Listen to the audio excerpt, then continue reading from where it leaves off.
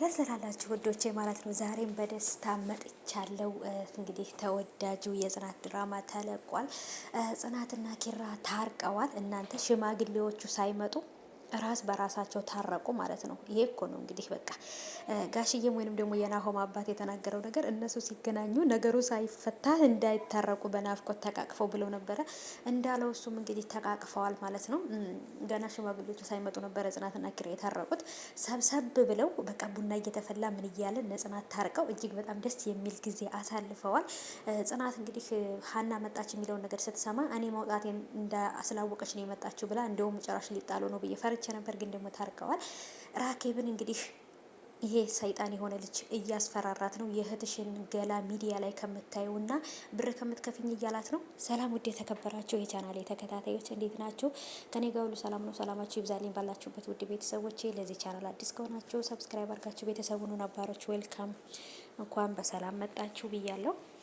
ዛሬም በድጋሚ እንግዲህ እልል እያልኩኝ እያሽቃበጥኩኝ በጽናት ድራማ ላይ ተመልሼ መጥቻለሁኝ። እውነት ለመናገር ከምላችሁ በላይ በጣም ነው ደስ ያለኝ። ምክንያቱም በቃ ገና ሽማግሌዎቹ መጥተው በጣም ብዙ ነገር ተጨቃጭቀው በጣም ብዙ ነገር ውስጥ ተዳሰው የሚታረቁ ነበር ይመስለኝ። ግን ደግሞ ጋሽዬ ወይንም ደግሞ የናሆም አባት ተናግሮ ነበረ እኛ ሳናስታርቃቸው ችግሩ ሳይፈታ ማን ጥፋተኛ እንደሆነ ሳይታወቅ እነሱ እንዳይታረቁ እያለ እየፈራ ነበር። እንደፈሩትም ደግሞ ጨበርዬ መቼም ወሬ መያዝ አታውቅም። እንግዲህ ጽናት እንደመጣ ስትነግረው ለኪራ ሳይደወል ሳይጠራ ነበር የመጣው ማለት ነው። እሷ ደውላ ስለነገረችው ጽናትን ሲያገኛት እሷም ተጠመጠመችበት እሱም ተጠመጠመባት ትላላችሁ። ምክንያቱም በጣም ተነፋፍቀው ነበረ። አንዱ ያለ አንዱ መኖር እንደማይችል በደንብ የተረዱ ይመስለኛል። በጣም ትምህርት አግኝተውበታል። ጽናት ራሱ በነገራችን ላይ በጥፊ የተመታች ነው የምትመስለው። በቃ ጭው ብላለች። በቃ የሆነ ጭንቀት ውስጥ ነበረች ማለት ነው ከሱ ጋር ተለያይታ ስለነበር። አሁን ግን ወደ እሱ ከመጣች በኋላ ግን በደቂቃዎች ልዩነት ሳቋ፣ ደስታዋ፣ ፈገግታዋ ነበር የተመለሰው ማለት ነው። እና ጽናትና ኪራ ሁለቱ ካልሆኑ አንድ ላይ ካልሆኑ በጭራሽ ተለያይተው መኖር እንደማይችሉ ነው የተረዳሁት ማለት ነው ውዶቼ። ብቻ ግን ከምላችሁ በላይ የእውነት በቃ እኔ ገና ልክ ጽናትና ኪራ ሲገናኙ እንደታረቁ ሳቅ በጣም ነበር በደስታ የዘለልኩት ማለት ነው። እኔ ራሴ ኢትዮጵያ ገብቼ ቤተሰቦችን ያገኘው ነበር የመሰለኝ ማለት ነው። አስባችሁታል? በጽናትና በኪራ እንደዚህ ከተደሰትኩኝ ቤተሰቦችን ኢትዮጵያ ገብቼ ከስንት ዓመት በኋላ ቤተሰቦችን ሳገኝ ምን እንደምሆን አስቡት።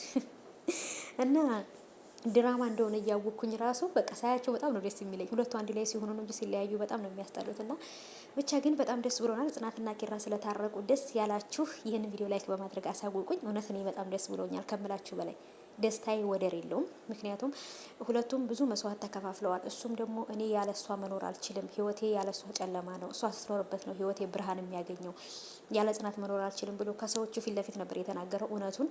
እሷም ደግሞ ካላንተ የኖርኩበትን እኮ ጊዜያት ሰዓታቶቹ በጣም ነበር የረዘሙብኝ ብላለች ማለት ነው። እና ደግሞ ሽማግሌዎችን ሳሎን ቤት ትተው እና ሽማግሌዎቹን ሳሎን ቤት አስቀምጠው ክላስ ውስጥ ገብተው አፈቅርሻለሁ አፈቅርሃለሁ እየተባባሉ ነበረ። ስለዚህ ከዚህ በኋላ ጽናትም ያለ ኪራ ኪራም ያለ ጽናት መኖር እንደማትችል ተረዳድተው እርስ በርስ ተማምነው ከዚህ በኋላ ጥፋታቸውን እየታረሙ እየተመካከሩ ትዳራቸውን መመራት አለባቸው እንጂ በትንሽ በትልቁ እንደ ህፃን ልጅ እየተጨቃጨቁ ትዳራቸውን የህፃን ልጅ ጨዋታ ማድረግ የለባቸውም።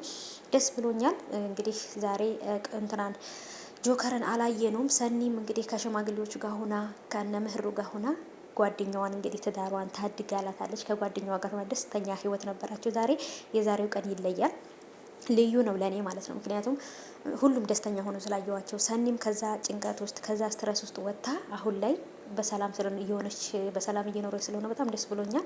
ናሆም እና ምሩም ደግሞ ከዚህ በኋላ ከዚች እሌኒ ከምትባል ሰይጣን ከሷም እንግዲህ ወጥተው በደስታ በፍቅር በሰላም ይኖራሉ፣ ትዳራቸውንም ይመራሉ ብዬ አስባለሁ። እውነት ለመናገር በቃ እንትን ነው ወጥመር ነው የሆነችባቸው ማለት ነው። ይቺ እሌን የምትባል በናሆም እና በምሮ ፍቅር ውስጥ ገብታ እያበለሸቻቸው ነው።